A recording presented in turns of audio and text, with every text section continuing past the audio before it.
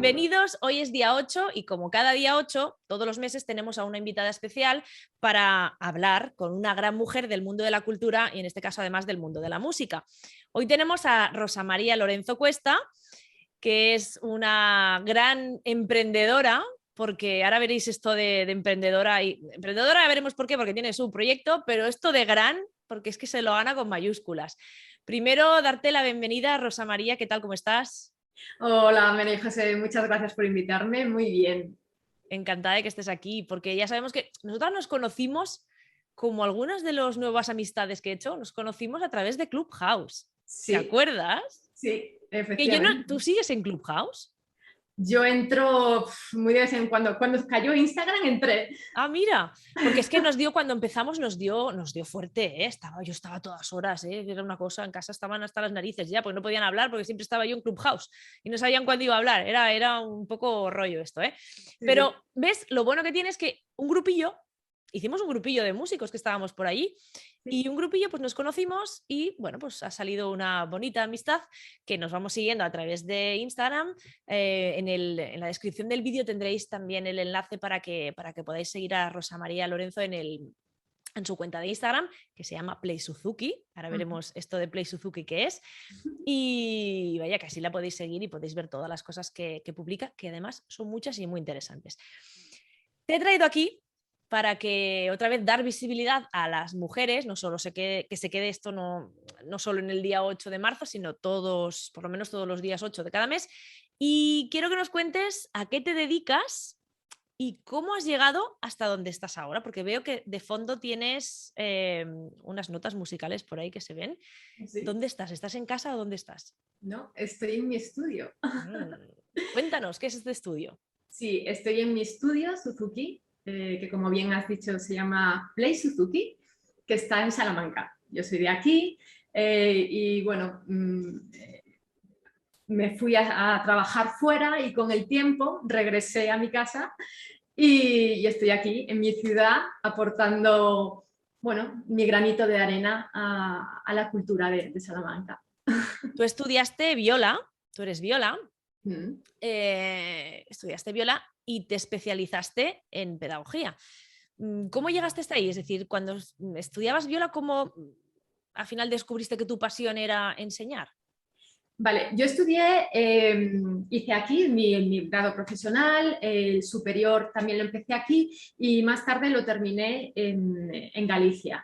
Entonces, mientras yo estaba, cuando yo empecé a estudiar aquí en el superior, pues bueno, yo creo que es un poco lo típico que empezamos a hacer un poco cuando ya tenemos cierta edad, a los 18 años, 19, que quieres tener tu propio dinero. Y entonces por aquel entonces mi hermano trabajaba en una escuela municipal aquí en la provincia, en un pueblo de Salamanca, y bueno, la plaza de viola quedó vacante. Entonces me propuso, yo eché los papeles y me cogieron en esa escuela de música y empecé ahí. Entonces yo hasta aquel entonces yo no sabía que esta iba a ser mi vocación ni qué era esto de enseñar, pero fui descubriendo que gracias a que yo enseñaba, no solamente estaba enseñando a los niños, sino que estaba aprendiendo yo mucho acerca de cómo solucionar mis dificultades técnicas con el instrumento. Es que eso es la clave. A mí siempre me ha encantado enseñar porque a mí, cuando era pequeña, a veces decía, ostras, es que a mí me hubiera gustado que alguien me hubiera enseñado las cosas de una manera más sencilla, ¿no? Y entonces te ayuda a ti misma a entender conceptos Sí, y mucho. aplicarlo, ¿no? En tu práctica. Claro, Sí. al final has dicho también una cosa muy interesante y que a mí me gusta mucho decir siempre, que es que no hay mejor manera para descubrir tu vocación que probar muchas cosas, porque tienes que probar en esta vida para saber exactamente dónde está la vocación. En casa quieto no puedes saber cuál es tu vocación, ¿no? Efectivamente. Entonces, claro, yo empecé a trabajar en esa escuela municipal. Más tarde pasé a trabajar en conservatorio. Ujú. Volví, después de muchos años trabajando en conservatorios, volví a otra escuela municipal aquí en Salamanca, pero yo ya cuando ya volví para acá, yo ya empecé a entrar en contacto con el mundo Suzuki, con la Y ahí, pedagogía Suzuki, y y ahí ahí supe vistes, claro. sí, ahí supe que no había vuelta atrás, que el descubrir el método me había abierto un mundo de una mirada completamente diferente a como yo había vivido la pedagogía. Si bien es cierto, siempre he sido cercana en la enseñanza, con los estudiantes, con las familias, el método Suzuki fue lo que siempre quise tener para mí como estudiante y nunca tuve, y, lo que realmente me conectó con la pasión por la enseñanza.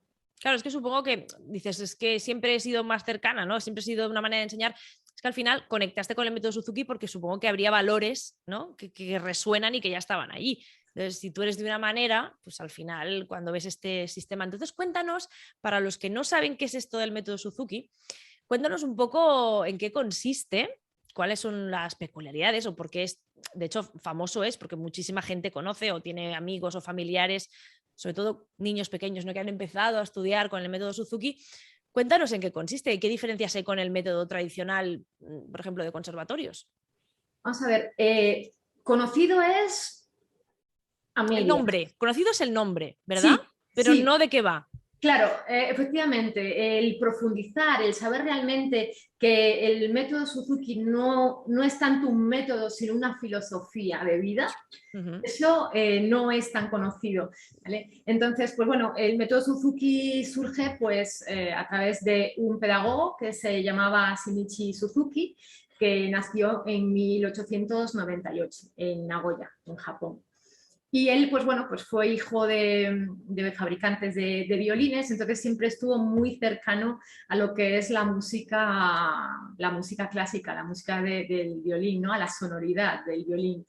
Entonces, pues bueno, empezó a estudiar violín muy tarde, a los 10, bueno, muy tarde, por decirlo, claro, actualmente sin el método Suzuki empiezan los peques a los 3 años, imagínate, él empezó a los 17, 18 años, inició su aprendizaje con el violín.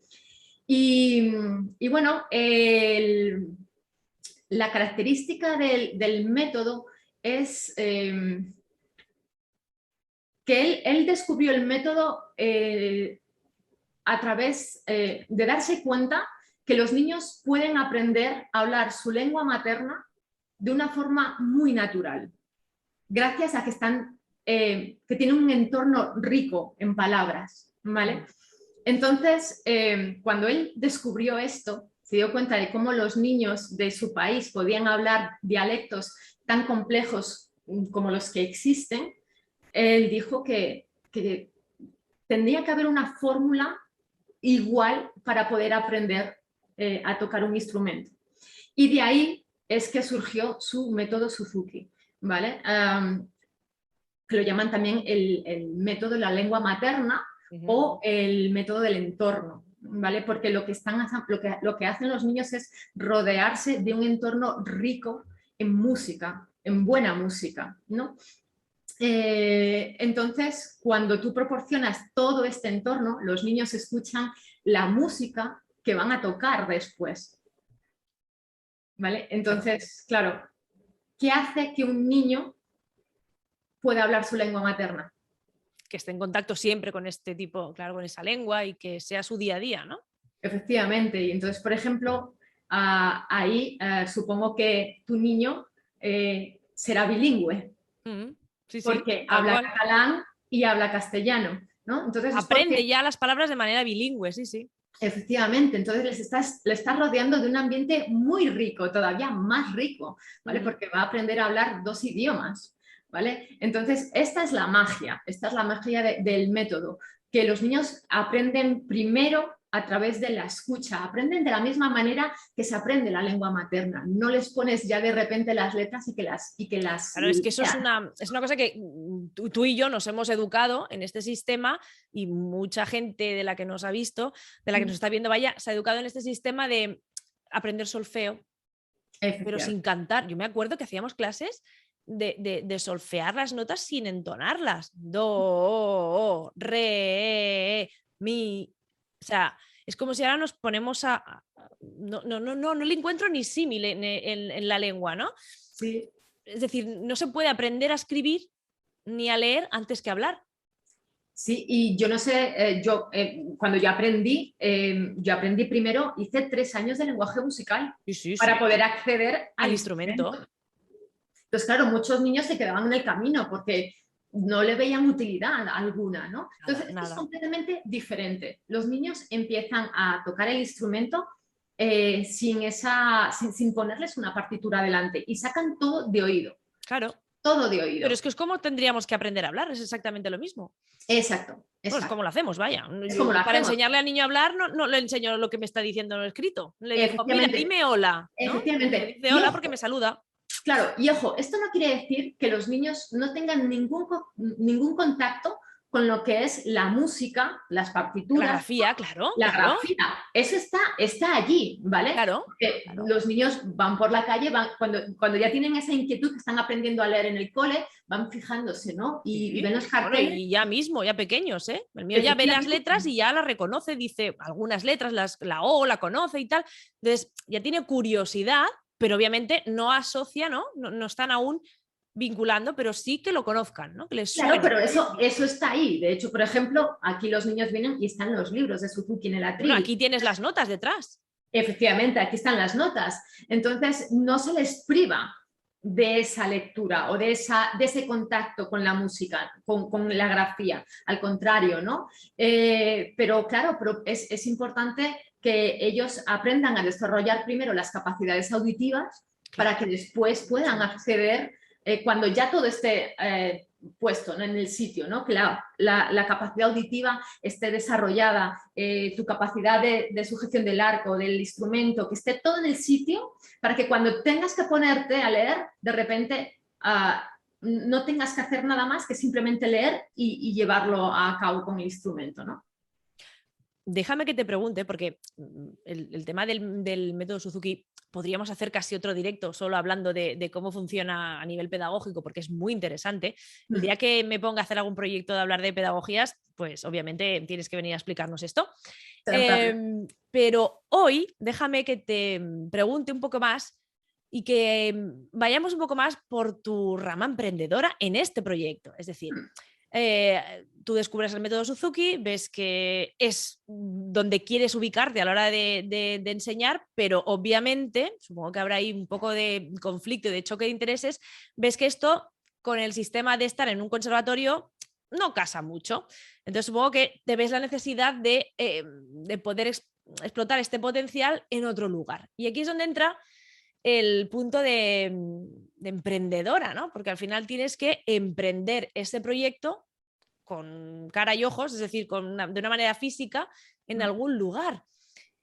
¿Cómo llevaste este proceso, ¿no? El proceso de, vale, tengo muy claro que tengo que educar, que quiero educar a los niños, en este caso, con esta metodología y que es mi pasión, pero luego está el crea una empresa, monta un negocio para poder vivir de ello y para poder sustentarlo, ¿no? No sé si te dio miedo este paso, cómo lo viviste y cuándo decidiste que era el momento para abrir una academia o un estudio. No sé cómo le llamas, ¿eh? Aquí igual... Estudio, lo Estudio. llamo estudio. Perfecto.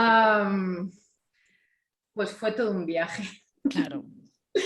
Fue todo un viaje y fue toda una montaña rusa de subidas, de bajadas, de piruetas, de tocar fondo, de volverse a levantar. Entonces, yo siempre lo tengo que decir y yo si tengo este estudio a día de hoy es gracias a mi madre. Ahí quedaste emocionado. Sí, es que lo tengo clarísimo. Gracias a mi madre, gracias a mi familia que ha estado apoyándome y a mi papi que tengo en el cielo, claro. Entonces, cuando yo regresé a casa, pues bueno, yo estoy viviendo en casa y con mi madre, entonces claro, ahí tienes mucha facilidad económica, Claro. tienes muchas facilidades que en otras circunstancias no podría hacer, Uh-huh. ¿vale? Porque, bueno, vivir el día a día es muy costoso. Aunque quieras vivir en un registro más bajito, pero tiene sus gastos porque la luz la tienes que pagar, el agua lo tienes que pagar, es costoso, ¿vale? Entonces, al regresar a casa, pues bueno, me permitió pues empezar con unos poquitos alumnos, pedir a amigos que me dejasen espacios donde poder impartir clases con unos poquitos alumnos, darme a conocer por Salamanca repartiendo flyers, trípticos y un montón de cosas, y después el boca a boca. Claro. Las primeras familias que estuvieron conmigo, pues se empezó a ver resultados de que esto efectivamente funcionaba y claro, la gente comenzó a hablar. Entonces, poco a poco, cada año iba teniendo más alumnos. Entonces, también fui cambiando de sitio donde impartir mis clases. En principio, en el primer momento, pues como digo, tiré de amigos y me prestaron una sala en una escuela de informática. Pero vi que ese no era el sitio adecuado. Porque, claro, había niños de 3 años con adultos, muy adultos, que, claro, no era el lugar, pero sí era el lugar que yo necesitaba para comenzar, ¿no? Claro, claro, te iba a decir, era el lugar que tocaba en ese momento, porque si no, nunca hubieras podido llegar al lugar donde estás ahora. Efectivamente, efectivamente. Y a todas ellas, pues les tengo un gran aprecio y un gran reconocimiento, ¿no? Entonces, después pasé a otro sitio, más de familias, más de bebés, más de mi rollo, ¿no?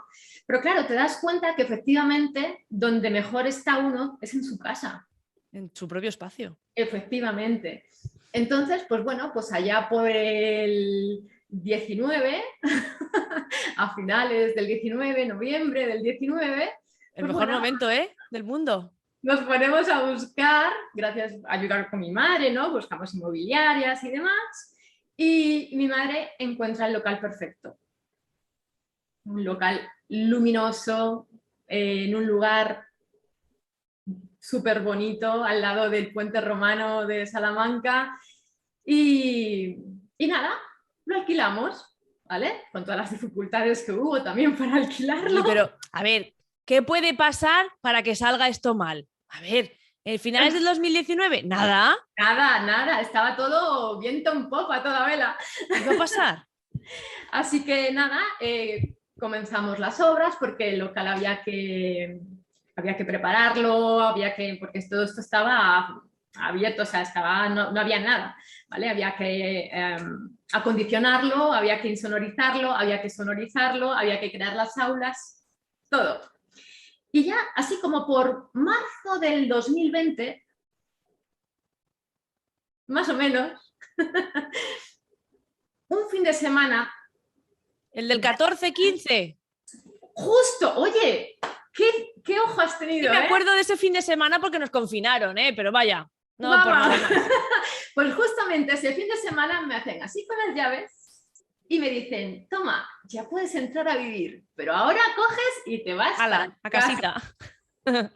Vaya, ahora nos reímos, ¿no? Porque nos podemos reír, Hacemos esta broma porque podemos, pero, claro. Ostras, tela. Es como un paso más, ¿no? En el emprendimiento que ya es difícil de por sí. Sí. Venga, ahora reponte de esto. Claro, y yo por aquel entonces estaba pagando el espacio donde yo impartía clases, ¿vale? Que tenía un coworking, ese espacio junto con este alquiler también. Porque el dueño me había dejado solamente mes y medio de carencia y por marzo ya había cumplido. ¿Vale? Entonces yo estaba pagando 2 alquileres y con poquitos alumnos, no los mismos alumnos que tenía ahora. Claro.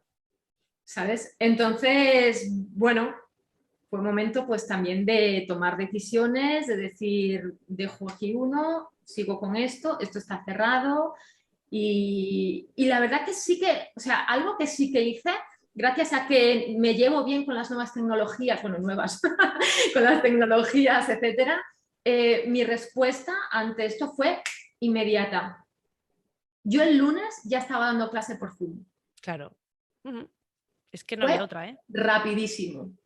La capacidad de adaptarnos a las circunstancias es la que nos hace... Sí, además que claro, como yo ya tenía, yo en mi página web tengo un aula virtual para los estudiantes de aquí, ¿vale? Entonces yo ya tenía la experiencia de lo que era grabar con cámaras y cómo la facilidad de tener una cámara aquí y otra cámara que enfocase mis manos facilitaba el cómo los alumnos adquirían las habilidades instrumentales. Entonces dije, ostras, Zoom, que me permite, claro, estuve viendo cuál era la Y aplicación. aprendimos todos ahí de plataformas, de... Efectivamente, entonces Zoom era la que más se me adaptaba, porque claro, yo puedo entrar con varias cámaras Claro, con la misma cuenta, ¿no? sí. Entonces me puse una cámara frontal y con el móvil encima de un trípode tenía mi cámara aquí. Entonces los niños tienen dos cámaras, una frontal donde ven mi arco, ¿vale? Y me ven a mí, y otra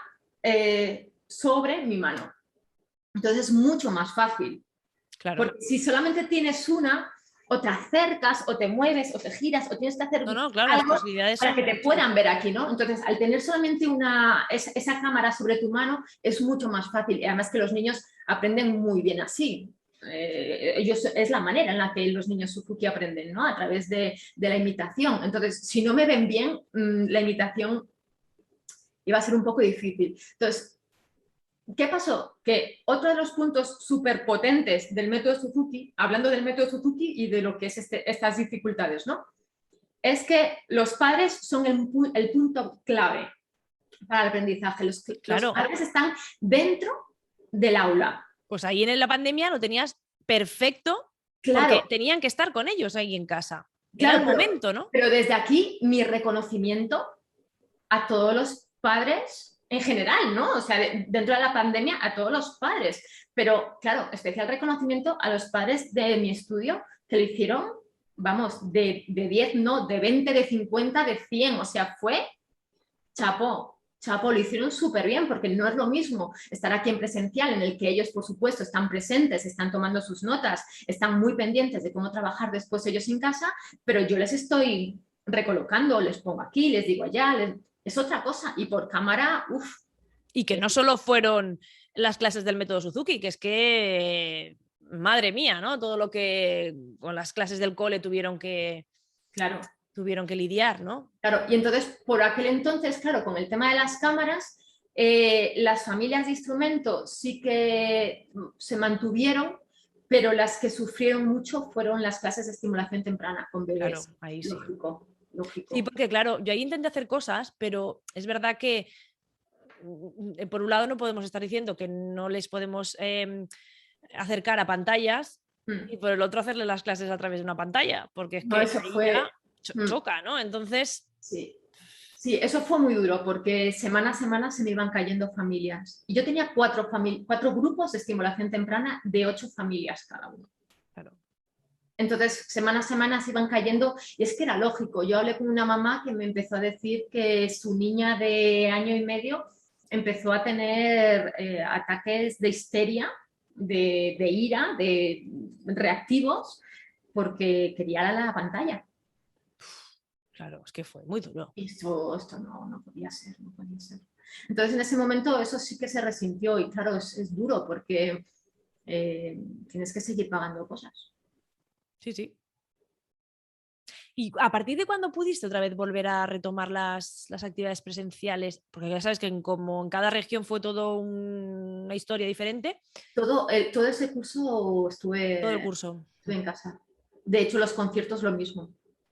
Los Claro. conciertos, fin de curso y tal, los hicimos todos por Zoom. Y no. De hecho, mira, la primera vez que nos juntamos todos fue en la inauguración que hicimos ese verano del 2020, en agosto. Sí, además me acuerdo porque yo la vi, no presencialmente, no pude ir, pero sí que la vi en internet, la vi en un directo que hiciste. Sí, porque además lo tengo colgado en A ver, Instagram. yo me acuerdo de haberlo visto en directo, directo, ¿eh? Y fue pues muy emotivo, porque claro, volver a ver a las familias, la inauguración, todo lo que pasé para poder abrir esto, porque es que es muy difícil, es muy complicado. Efectivamente, si emprender es complicado, todo lo que te encuentras por el camino.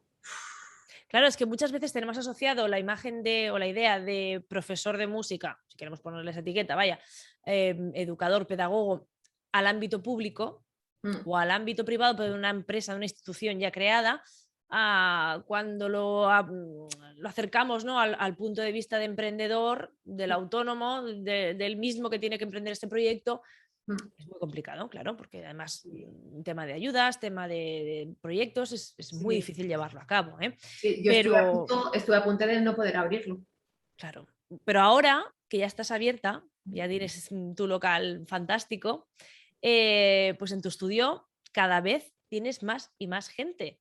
Mm. Que también es verdad, y tú lo has dicho antes, que esto de las nuevas o viejas tecnologías, ya no sé cómo podríamos llamarlo, pero esto de las redes sociales, en este caso, te lo has currado un montón, porque ya podéis echarle un ojo al Instagram, no paras de publicar contenido, de dar contenido de calidad que se dice, ¿no? Es decir, explicando cómo funciona este método, dando ejemplos, enseñando, mostrando todo lo que haces y al Mm. final eso tiene su repercusión y supongo que lo has visto. Es decir, ha llegado al estudio. Sí, claro, fíjate que esto es algo también que comentaba contigo el otro día, ¿no? Claro, tú estás en las redes sociales, pero hay una parte que te preguntas, ¿cuánto de esto Mm. llega realmente a tu ciudad, a la gente de tu ciudad? Porque a mí me sigue gente de Brasil, gente de muchas partes del mundo, ¿no? Estados Unidos, me sigue Bueno, gente. es que ahí tienes el filón de la Academia Online Suzuki. O sea, ya, estás Bueno, tardando. es que por ahí hay cosas. Claro, uno no hace nada sin una estrategia. En Internet no puedes hacer nada si no tienes una estrategia, ¿vale? Entonces, ahí, por supuesto, hay una estrategia porque hay un proyecto detrás del que no puedo decir nada. ¿Ves? Ya me dio la pata. Si es que soy una... Ay. Bueno, espero que no sea grave la metedura de No, pata. no, para nada. Es la chispa que Es que empuja. al final es que es lo que se ve lógico, ¿no? Quiero decir, porque responde a una demanda. Si tú estás haciendo un contenido buenísimo, si tú estás llegando a gente que está lejos y tú tienes algo que ofrecer y además has encontrado la manera y las técnicas de poderlo hacer de manera virtual y que funcione, pues es que claro, ahí está, ¿no? Ahora tienes que currarte el resto para que funcione, pero vaya, que es fantástico.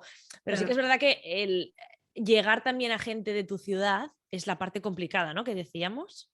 Claro, sí, sí, sí. Y todavía, pues, claro, me estás hablando, todavía si me dijeses, pues que vivo en ciudades como Barcelona, vivo en ciudades como Madrid. No sé si será más fácil o más difícil, ¿eh?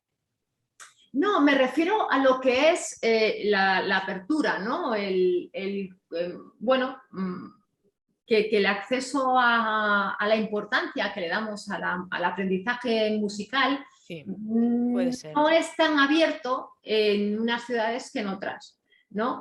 Mm. Entonces, pues bueno, yo, por ejemplo, en mis clases de estimulación temprana, que los niños adquieren habilidades musicales increíbles, cuesta, porque hay un gran desconocimiento, ¿vale? Hay un gran desconocimiento hacia esa capacidad tan asombrosamente impresionante que tienen los bebés de adquirir cualquier tipo de habilidad, Ujú. ¿vale? Simplemente pues porque se piensa que Que no hacen nada. no hacen nada, simplemente pues están ahí y no, perdona, Gran error. están haciendo, sí. Entonces todo es desconocimiento, ¿vale? Entonces, claro, el aprendizaje, ¿qué pasa con el método Suzuki? Que tiene una pequeña dificultad y es que tú vienes aquí y no aparcas en la puerta y te vas. Claro, no es una parca niños. Claro, tú aparcas el coche en la puerta y entras. Y después tienes que practicar con tu hijo en casa porque es la forma en la que ellos avanzan. Aquí adquieren habilidades nuevas, pero donde se produce realmente el avance es en casa. Claro. Pero además estás generando un vínculo con la familia brutal. Brutal.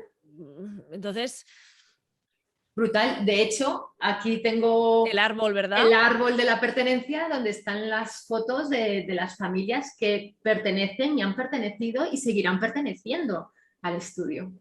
Qué bonito, la verdad es que es chulísimo. Tengo muchas ganas de ir en persona a saludarte allá a Salamanca porque además es que yo sé que está en un sitio precioso, merece la pena verlo y a ver si podemos, ¿no? Dentro de poco Sí, sí, vente para juntarnos, acá. a ver si puedo escaparme a Salamanca y así nos vemos Ah, un poco. sí, pues mira, a lo mejor hacemos alguna cosilla y con algunas cosas estas chulas que haces tú, te vienes aquí y nos... Vale, pues venga, vamos a organizarlo y ¿Has así... visto? Es que tenemos que buscarnos las excusas para vernos y todo. Es que en el fondo no es trabajo, son excusas Claro. Para escaparse, como dicen algunos de mi casa que dicen que me escapo a veces, pues son excusas para escaparnos y así pues estar compartiendo, que es lo bonito de toda esta profesión, estar compartiendo momentos y aprendizajes, que no paramos Y, de aprender aquí. y nutrirnos unos de otros, que para mí es fundamental. Yo he llegado a un punto en el que yo entiendo la vida compartiendo. Y desde que tengo las redes sociales más.